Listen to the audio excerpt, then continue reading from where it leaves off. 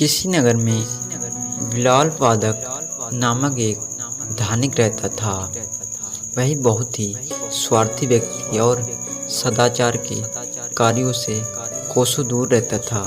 उसका एक पड़ोसी निर्धन परंतु परोपकारी था। एक बार पड़ोसी ने भगवान बुद्ध और उनके शिष्यों को अपने घर भोजन के लिए आमंत्रित किया।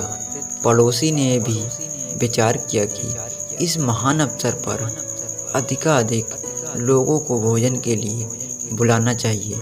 ऐसे संकल्प के साथ पड़ोसी ने बड़े भोज की तैयारी करने के लिए नगर के सभी व्यक्तियों से दान की अपेक्षा की। वह उन्हें भोज के लिए आमंत्रित किया। पड़ोसी ने बिलाल पादक को भी न्योता दिया। भोज के 1-2 दिन पहले पड़ोसी ने चौओर घूमकर दान एकत्र किया।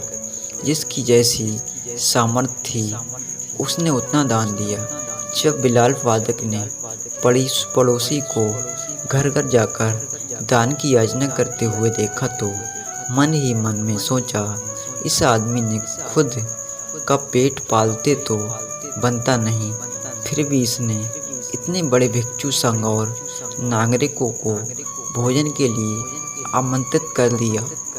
अब इसे घर घर जाकर भिक्षा मांगनी पड़ रही है। ये मेरे घर भी याचना करने आता होगा। जब पड़ोसी बिलाल पादक के द्वार पर दान मांगने के लिए आया तो बिलाल पादक ने उसे थोड़ा सा नमक, शहद और घी दे दिया। पड़ोसी ने प्रसन्नतापूर्वक बिलाल पादक से दान ग्रहण किया, परंतु उसे अन्य व्यक्तियों के दान में नहीं मिला, बल्कि अलग से रख दिया। बिलाल पादक को ये देखकर बहुत अचरज हुआ कि उसका दान सभी के दान से अलग क्यों रख दिया गया।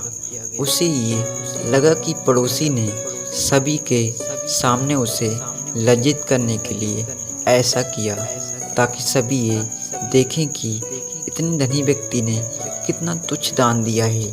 बिलाल पादक ने अपने नौकर को पड़ोसी के घर जाकर इस बात का पता लगाने के लिए कहा। नौकर ने लौटकर बिलाल पादक को बताया कि पड़ोसी ने बिलाल पादक की दान सामग्री को थोड़ा थोड़ा सा लेकर चावल, सब्जी और खीर आदि में मिला दिया। ये जानकर भी बिलाल पादक के मन में जिज्ञासा नहीं गई और उसे अभी भी पड़ोसी की नियत पर बिल्कुल बहुत ही संदेह था। भोज के दिन वह प्रातः अपने वस्त्रों के भीतर एक कटार छुपाकर ले गया, ताकि पड़ोसी द्वारा लज्जित किए जाने पर वह उसे मार डाले। वहां जाने पर उसने पड़ोसी को भगवान बुद्ध से ये कहते हुए सुना, भगवान, इस भोजन के निमित्त जो भी द्रव्य संग्रहित किया गया है वह मैंने नगर के सभी निवासियों से दान में प्राप्त किया है। कम हो या अधिक, सभी ने पूर्ण श्रद्धा और उदारता से दान दिया है, अतः सभी के दान का मूल्य समान है।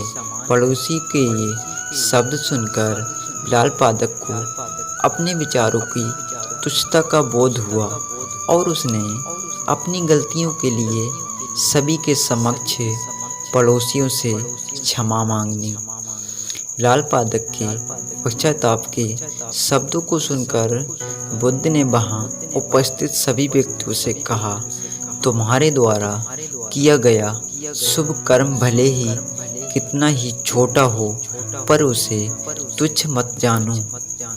छोटे छोटे शुभ कर्म एकत्र होकर भविष्य में बड़ा विशाल रूप धारण कर लेते हैं। इसलिए हमें भी कभी भी अपने छोटे दान के बारे में कभी गलत सोचना नहीं चाहिए।